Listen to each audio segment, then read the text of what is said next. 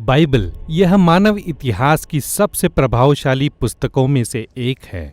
यह हमारा अस्तित्व क्यों है जैसे बड़े प्रश्नों की खोज करती है। इसने कई लोगों को आश्चर्यजनक काम करने के लिए प्रेरित किया है और इसने कई लोगों को उलझन में डाला है। और हो सकता है आपके साथ भी कभी ऐसा हुआ हो। तो वास्तव में बाइबल क्या है? वैसे तो बाइबल पुस्तकों का एक छोटा सा संग्रह है जो प्राचीन इज़राइल के लोगों के इतिहास से उभरी है।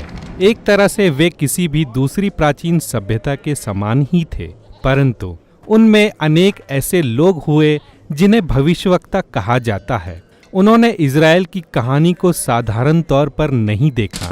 उन्होंने इसे पूरी मानवता के लिए किए जा रहे परमेश्वर के काम का केंद्र माना और ये भविष्यवक्ता साहित्यिक रीति से उत्कर्ष थे। क्या सच में? हाँ, उन्होंने इब्रानी भाषा शैली का उत्तम प्रयोग करके महान वृत्तांतों की और अति परिष्कृत कविताओं की रचना की। वे अलंकारों के और कहानी बताने की कला के स्वामी थे। उन्होंने इसका उपयोग मृत्यु, जीवन और मानव संघर्ष से संबंधित जीवन के सबसे जटिल प्रश्नों का पता लगाने में किया। इस पुस्तक को लिखने वाले बहुत सारे लेखक हैं और इन ग्रंथों को 1000 वर्ष की अवधि में लिखा गया। मिस्र में इज़राइल की उत्पत्ति से आरंभ करते हुए उनके राज्य के पहले मंदिर के समय तक, परंतु अंततः उन्हें बेबीलोन के लोगों ने अपने अधिकार में ले लिया और उन्हें निर्वासन में ले गए। फिर उनके इतिहास का एक महत्वपूर्ण क्षण आया और कई इजरायली अपनी भूमि पर लौट आए। उन्होंने एक दूसरा मंदिर बनाया। उन्होंने अपनी पहचान नई बनाई। यह उस समय की बात है जब यहूदी धर्म ग्रंथों को वह रूप दिया गया जो आज हमारे पास है। तो यहूदी बाइबल, इसमें क्या है? इब्रानी में इसे एक संक्षिप्त नाम से बुलाया जाता है, तनाक। त का अर्थ तौरा है, कभी कभी व्यवस्था कहा जाता है। इन 5 पुस्तकों में इज़राइल की मूल कहानी है। न का अर्थ है नेवीईम। यह भविष्यवक्ता के लिए इब्रानी शब्द है।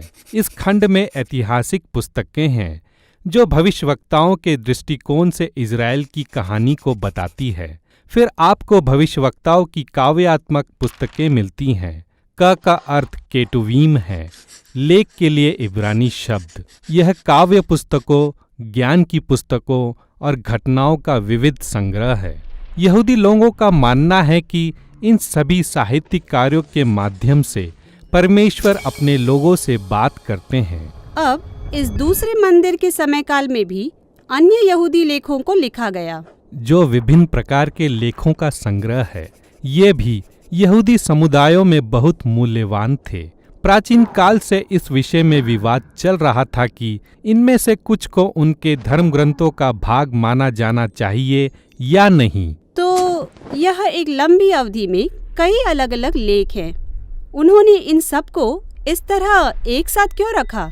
इसलिए कि यह लेख मिलकर इस महान कहानी को बताते हैं कि कैसे परमेश्वर इन लोगों के द्वारा हमारे संसार में फैली अव्यवस्था से व्यवस्था और सुंदरता उत्पन्न करने का काम कर रहे हैं।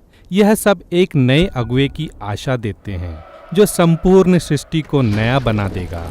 तब तनाक समाप्त होता है, पर यह अगुवा नहीं आता। तो यह एक बहुत बेहतरीन रचना है, परंतु इसमें अंत नहीं है। यह बिल्कुल सही है। अब कुछ शताब्दियों के बाद एक यहूदी भविष्यवक्ता दृश्य में आता है जिसका नाम यीशु नाज़री है। उन्होंने दावा किया कि वह तनाक की कहानी को आगे बढ़ा रहे हैं। हाँ, तो यीशु ने बहुत से अच्छे काम किए, लेकिन उन्हें मार डाला गया। परंतु उनके अनुयायियों ने दावा किया कि वह मृतकों में से जी उठे हैं। हाँ, उन्होंने कहा कि यीशु वही अगुवे थे जिनकी लंबे समय से प्रतीक्षा की जा रही थी, जो दुनिया को पुनः स्थापित करेंगे। तो उनके आरंभिक अनुयायी, जिन्हें प्रेरित कहा जाता है, वे यीशु की घटना के विषय में नई साहित्यिक रचना करते हैं। वे उसे शुभ संदेश या सुसमाचार कहते हैं। उनके कार्यों का विवरण प्रेरितों के काम में दिया गया है, जो इज़राइल के बाहर यीशु की शिक्षाओं के फैलाव के विषय में लिखा गया है। फिर उन्होंने संसार के प्राचीन विभिन्न मसीह समुदायों को पत्र लिखे। उन्होंने इन लेखों को पवित्र शास्त्र के भाग के रूप में देखा।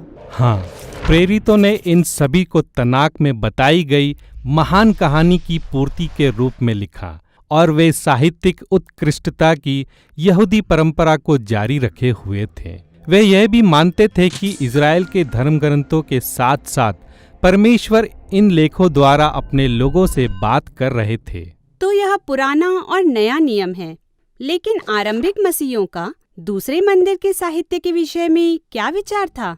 इन पुस्तकों में से कुछ के विषय में अलग अलग समूह के अलग अलग विचार थे, परंतु हम जानते हैं कि उन्होंने इन ग्रंथों को पढ़ा और इन्हें महत्व दिया क्योंकि वे उन्हें यहूदी धर्म ग्रंथों के साथ पारित करते हैं। तो अब हमारे पास तनाक है, यहूदी धर्म ग्रंथ।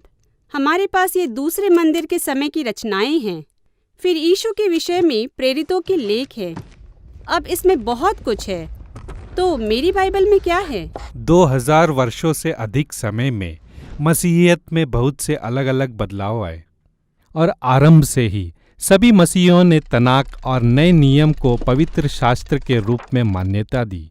दूसरे मंदिर के अधिकांश साहित्य को सदियों तक बाइबल परंपरा के भाग के रूप में पढ़ा गया। कैथोलिक चर्च ने अंततः इसे आधिकारिक बना दिया और इस संग्रह से कुछ पुस्तकों को द्वितीय आधिकारिक पुस्तकें कहा।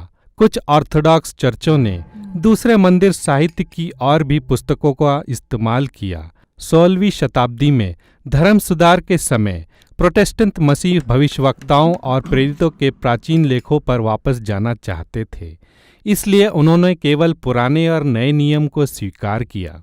ठीक है, मुझे लगता है मैं समझ गई। परंतु यह कैसे हो सकता है कि अलग अलग लेखकों द्वारा 1000 से भी अधिक वर्षों में लिखा पुस्तकों का यह संग्रह एक संयुक्त कहानी बताता है? हाँ, यह वह प्रश्न है जिसे हम अपने अगले वीडियो में देखेंगे।